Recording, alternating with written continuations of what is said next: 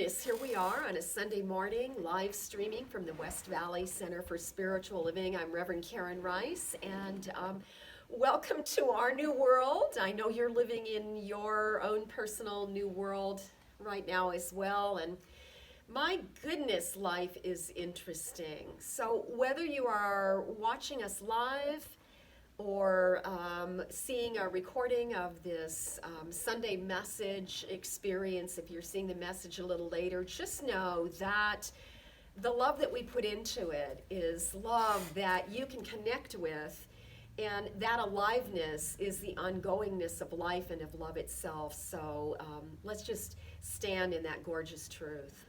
In fact, I think it might be sweet if we just start with a little quiet and a little invocation. So get comfortable wherever you are. We're certainly attempting to do that in this strange new world. And let's just be still, setting aside all the activity of the morning, just enjoying that we can come as we are, which is always the way the divine sees us, just as we are, purely divine. And right here, right in this sanctuary, right wherever we are, at the sound of this voice, everywhere at all times, is the presence of God. And how wonderful to know it is that presence that connects us now. And that we have this infinite intelligence that we have figured out how to use so that we might be able to connect through the internet and these recording devices as well. So I just speak a word of blessing on all of it, knowing it unfolds in these creative ways that we're still trying to figure out. And yet at the heart of all things, I'm so grateful to know we remain essentially connected to each other, to the divine, to this glorious life. I give thanks for that. I let it be, and so it is. Amen. Oh my goodness. So, not feeling as new as I did last week at doing this, and yet it still has an essence of strangeness to it that creates a little discomfort. And you know what? We know how to move through that by just showing up and doing what we're good at. I think before I get into the message, I actually prepared a real message, and before I do that, I just want to make some announcements about how we're staying connected as a community and ways in which you can participate with us right from your home. So last week, I think I had a goal of 6 groups, and we now have 6 ongoing Zoom groups. And they are being held right from whoever the team lead is of whatever particular group we're looking at. They're being held right from their living rooms. I think Reverend Cheryl actually did conversations in consciousness here at the sanctuary in the circle where she normally sits, and we're Zooming. So if you need help in trying to figure out how to Zoom, because Zoom is easy, it's something you can do from your computer. You can do it from your phone if you have a smartphone, or you can just get on the phone and listen. So you have lots of options, and it's not a high commitment. You might even be able to stalk and not let anybody know you're there. I'm not sure on that, but play with it. And if you need any help at all, Reverend Clyde has appointed himself the guru for us. And so he's getting all of our leaders set up, and he's doing a fine job. And it's really quite exciting to connect with each other. I like using my laptop where I can see your faces, and it just makes my heart really happy. So find us on Zoom. We're doing A Course in Miracles. On Tuesdays, we're doing Reverend Clyde's ongoing class. On Wednesday evenings, right out of the Science of Mind textbook. That's really valuable for us. We're doing Paula Warren, who does Good Vibrations, also on Tuesdays in the afternoon. Joan Welch does A Course in Miracles in the Tuesday evenings. We are Kathy Rose Crawford, the newest member of our Board of Trustees, is doing a 6 and 6, 6 a.m. I watched this. She's doing meditation She was doing it in her backyard as the sun was rising. It was exquisite. You could hear the birds chirping. She lives out there by the white tank, so that's quite an experience. She's doing a morning meditation and an evening meditation also at 6 p.m. So we have all these things are going on. I think I've missed something. Let me see. Oh, Nancy Noel has started the book study group, Love Without Conditions, and that's happening on Thursdays in the afternoon. All of these details are in our weekly newsletter.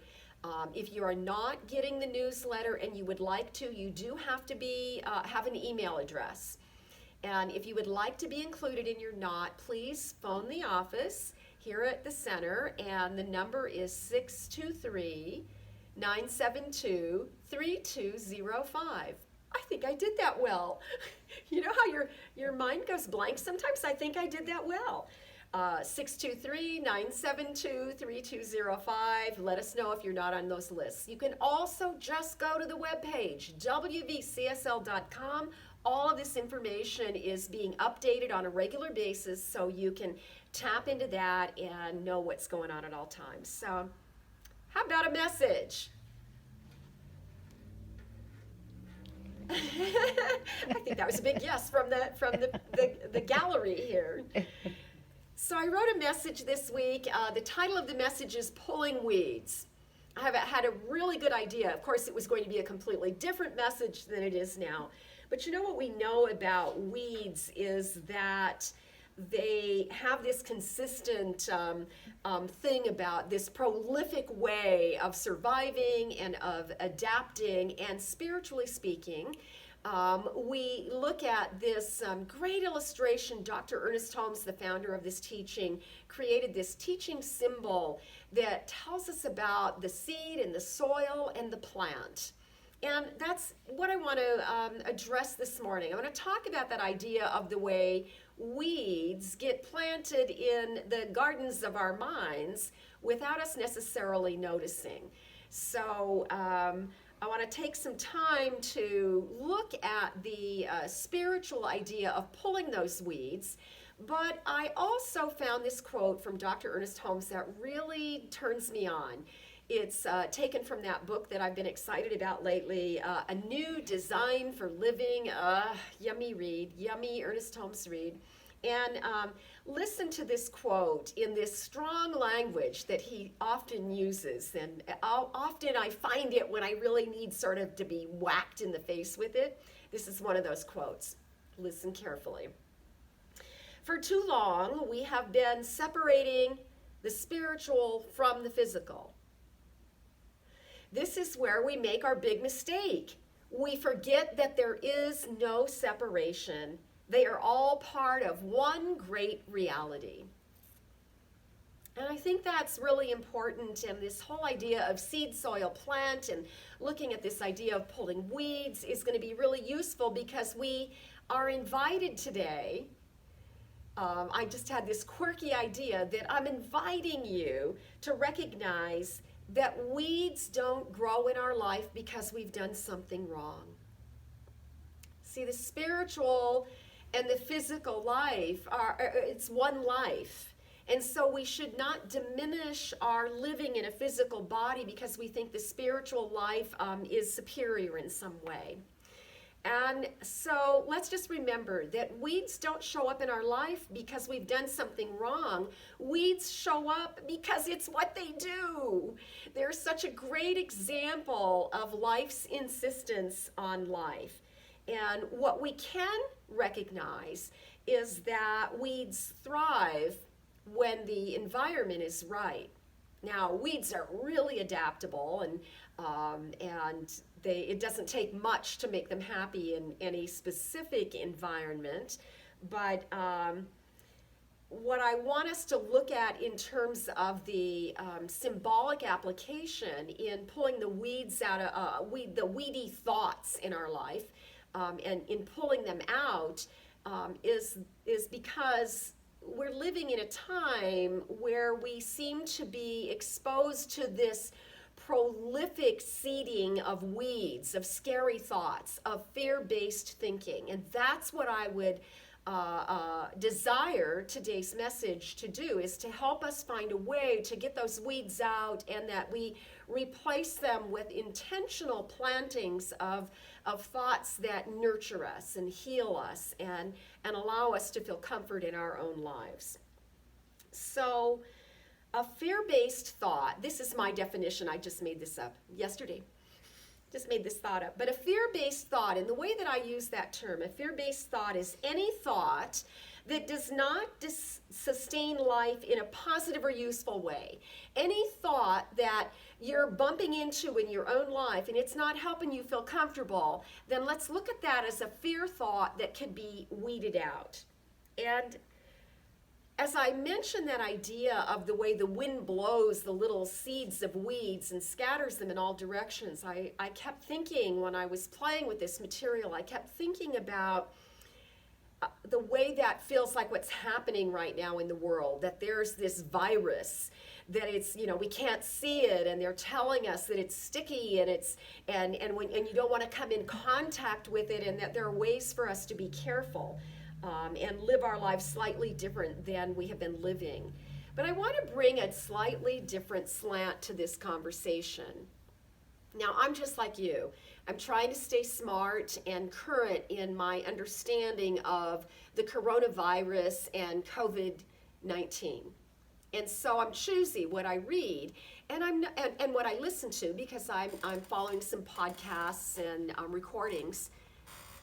But there's some great spiritual teachers out there who, in my opinion, are still frightening me when I listen to what they're saying. And I don't know about you, but I don't want to be frightened right now. I want to put those fear-based thoughts behind me and cultivate some fertile ground for having some strong, spiritual, loving, caring thoughts that doesn't make anybody bad, right? And so I think we've really become afraid of this word virus. And I found a podcast just day before yesterday from Greg Braden. Now, Greg Braden is a wonderful example of a scientist, an educated scientific mind that clearly links spirituality and scientific research together in a believable, understandable way. We need more of that. And so he had some things to say about a virus that sort of tickled me, and I wanted to share some of that with you. The first thing he said is that scientists find a virus any virus to be fascinating and mysterious. Fascinating and mysterious. Now, I've not thought about the coronavirus as being fascinating and mysterious. I have other adjectives that are not necessary for us to call up right now. But here's why in the world of science, the professional mind says that a virus is fascinating and mysterious, because they do not consider it a life form. Now, wrap your mind around that for a moment. In the way that science defines what is alive, a virus does not fit in that definition. So a virus it has no cells. It doesn't have a living cell in it. It's nothing but a genetic material that's covered in a protein shell. And we look at that as something that's out to get us. But here's the big key point that Greg Braden is making. And that is that because it's not actually a life form, it's important for us to begin to realize it's not hunting us down. Listen carefully. Let me repeat that. That because it's not considered a life form, the virus is not out looking for something to keep it alive. It's not a predator. It's not something that's out to get us in any way, shape, or form. It is something we bump into. Did you ever back into a prickly cactus? It's not a fun thing to bump into. Viruses are just things that happen. They always have, and according to science, they always will. What's remarkable is that we, in human form, being both spiritual and physical, we have the ability to adapt. And so the confusion right now is that we don't have a lot of information about it because it's a brand new virus. And we're still trying to figure it all out. Meanwhile, maybe it would help us to think of it as fascinating and mysterious. I'm not saying it's good, but there's a lot of unknown, and that's where we get our fear, in that space of the unknown. So I want to take this idea of the weed, and I want to tell you 3 things I learned about a weed, and in those 3, they're actually definitions. I want us to look at the spiritual principle or practice behind the ideas. So the first definition I found about a weed is that a weed is a plant in a wrong place that quickly adapts. A weed is a plant that's in a wrong place and it quickly adapts to its environment, and then you know what happens with weeds. And so I thought, I never thought about weeds much when I lived in a different state because, they came, they went. But here in the desert, we have moved into an environment that just allows weeds to thrive. And if you let them be, they grow into bushes. Some of them grow into trees. They have root structures. They sustain all kinds of life. And they're not bad. But we have moved into their territory. And in our attempt to create a landscape that's comfortable to us, we have made them wrong and unwelcomed. And even if you don't hate weeds and you live like I do in an area that's sort of organized, there are people and rules that say you have to have some way to manage them. So we may think they're in the wrong place, but I want to suggest, again, they're just doing what they're cut out to do.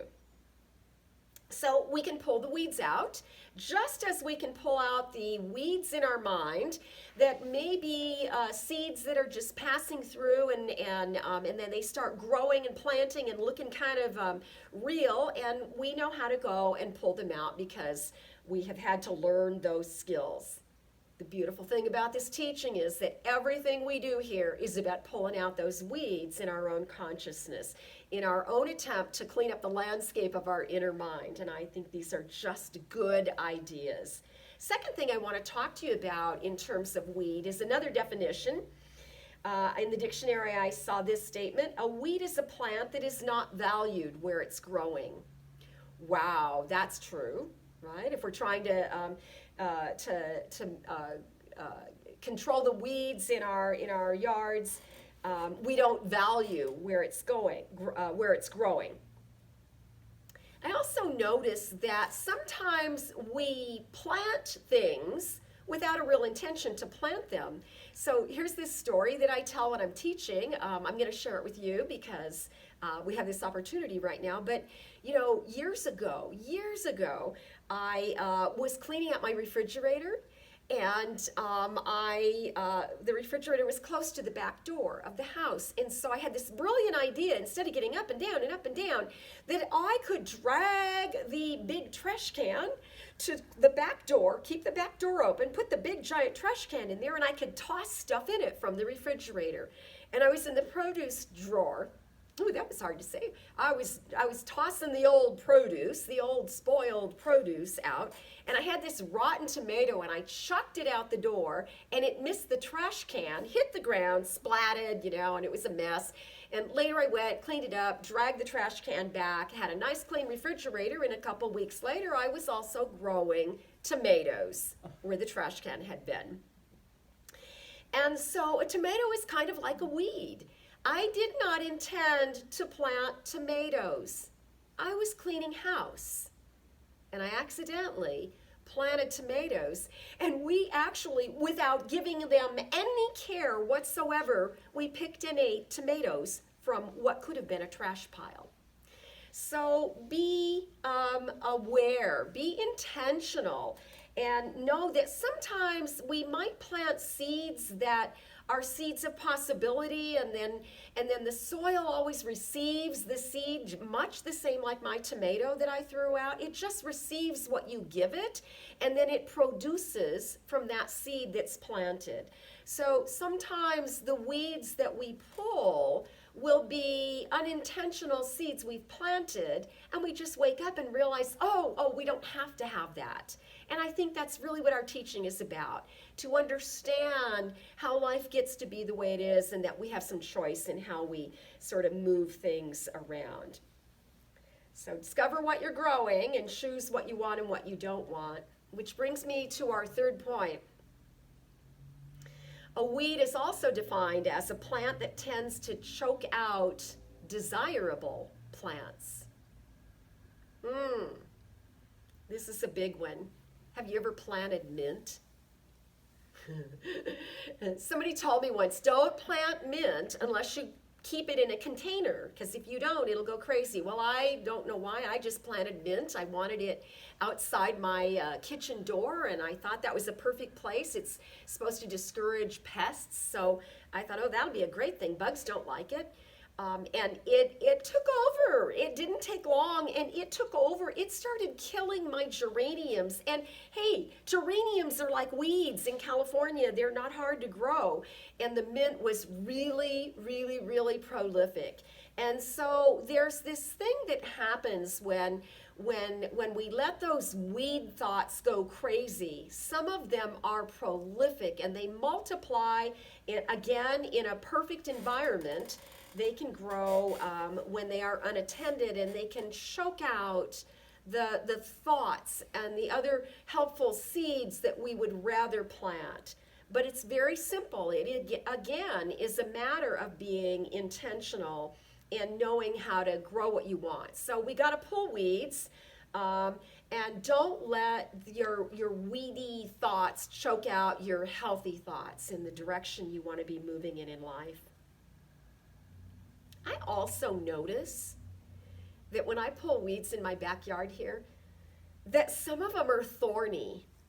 And so I have learned not to pull weeds till I put on my pretty purple gloves. I took a picture of my pretty purple gloves and posted them on Facebook yesterday, so you could see them next to a pair of high heels, so you would understand the combination. If you know me, it's high heels and a Sunday message usually go well together.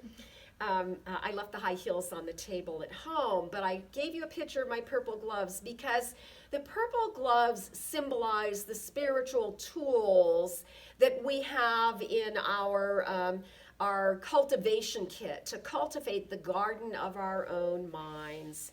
So wear gloves. We're dealing with some pretty thorny issues right now on the planet. Wear your gloves. Do your work. Use the tools of spiritual practice, and keep in mind, I love those words from Greg Braden, that this is not considered a life form. It is nothing more. The virus is genetic material that is just, it's not hunting you down. We are bumping into it. But here's the deal, and I want you to hear this quote from Greg Braden, and I want you to really hear it. We have these tools we can use. We have spiritual tools we can use.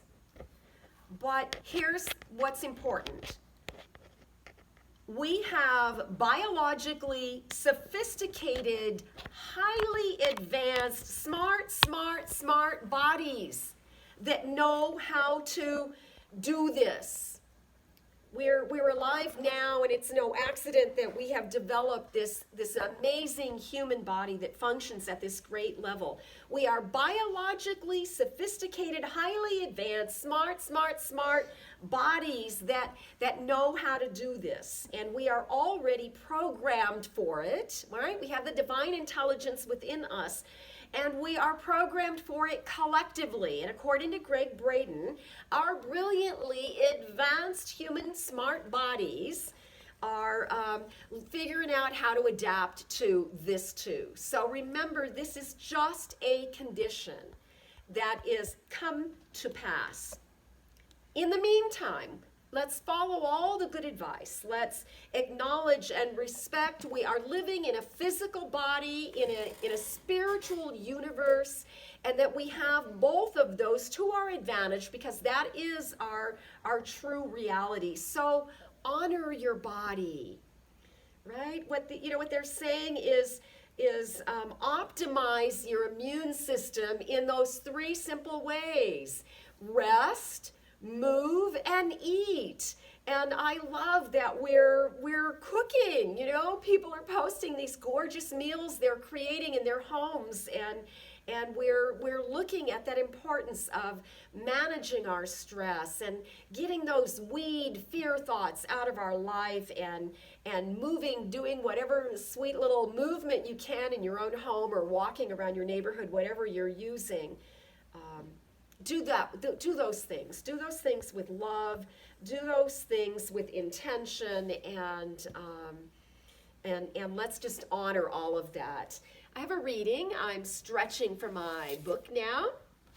I want to close with a reading since we're doing everything a little bit differently. I'm reading again, I did last week as well, from Living the Science of Mind. And the reading I prepared for you from Dr. Ernest Holmes is from a chapter called The Healing Presence That Is Within You. Listen to these words. There is a healing presence within you. It operates like every other thing in nature. It works according to exact and mechanical laws. The God within you has already created this marvelous mechanism that you call your human body. Believe in this healing presence. Know that God within you is the law of perfect life in your physical body. This healing presence is reforming and recreating all of its parts all of the time. The healing presence is flowing through you, lubricating all your thoughts with the oil of gladness. It makes perfect every organ, every function, every action, and every reaction. The more you use this law of the healing presence, the more certain you will be of that scriptural saying that states, "It is not I, but it is the Father that dwells within that does all the work." And so, with that gorgeous thought, I want to take us right into that space of prayer, speaking the words of a spiritual mind treatment, knowing that the power of the spoken word is so unifying, that right where we are, me sitting in this chair in the sanctuary of the West Valley Center for Spiritual Living, and each and every person listening right where you are, that we know that God is absolutely present in all places at all times. And so we join in this gorgeous moment.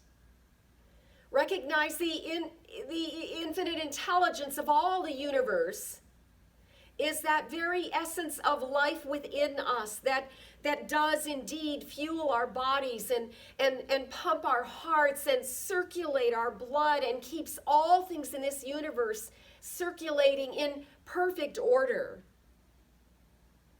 And so as I feel the love of God within me and I recognize it as an exquisite union, unifying all things, reordering things again in a more perfect order, magnifying the wisdom of all the universe, and awakening within each individual that activity of love itself. Together we just feel that love of God. And in this recognition, in this perfect alignment, we can speak these powerful words of realization that our acknowledgement of this divine process of life is the very thing that dissipates fear. It is a way that we can pull the weeds of thoughts that we don't need, that we can send the divine winds into the ethers to cleanse the palette of our own garden, that gorgeous garden of our own mind, so that we have cultivated the soil this day, that the very words of this prayer are readying that soil to receive fresh seeds of promise and of possibility. That the full light of the divine is right where we are, and in the same way that the sunshine grows the plants, our recognition of that light, the way that we can sense the golden glow of truth, we turn our face toward the sun, we face the divine, and we allow ourselves to take root in gorgeous thoughts, to root great physical health, that we align ourselves to the vibrancy and the vitality of life itself in unlimited ways, so that we may express this life, this love, this truth, and that we might become vehicles to allow that divine expression of love, of beauty, of truth to move through us, to create health on this planet, to be open and adaptable to those natural ways that life works in our favor. And so I say, thank you, God. Thank you, God. Thank you, life. Thank you, infinite spirit, for this amazing recognition and renewal and rejuvenation. How good it is, no matter how we join, how good it is to know that we are absolutely connected. And so feeling the peace of knowing that the healing that we crave has already been delivered. And so we allow this to just pass. We stand in truth, and we wait with joyous expectation for the next beautiful seed thought from God to be delivered into our own mind, so that we might walk in joy in every moment. Thank you, life. I release these words and allow them to be. And so it is. So it is. Amen. Amen.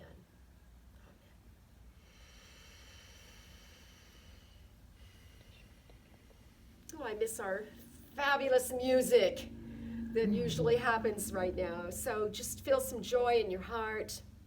Allow yourself to remain uplifted and grateful.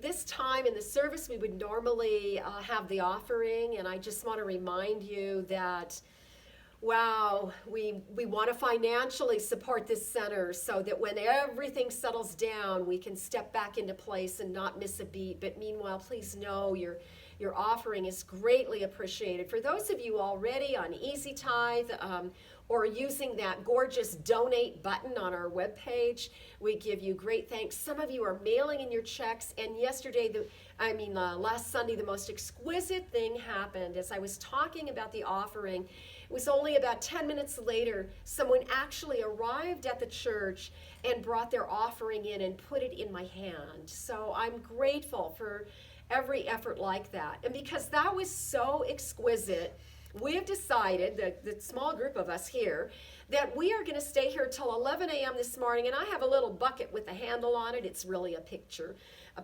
like pouring water pitcher. And we are going to stay in the parking lot until 11 a.m. in case you would like to drive by just to get out of the house and you want to drop off your offering in person. We're here to receive that, and we will be looking for more creative ways that you can continue to support us financially. It's really more important than ever. Love you all so much. Thank you for joining, and I think that's a wrap. Go in peace.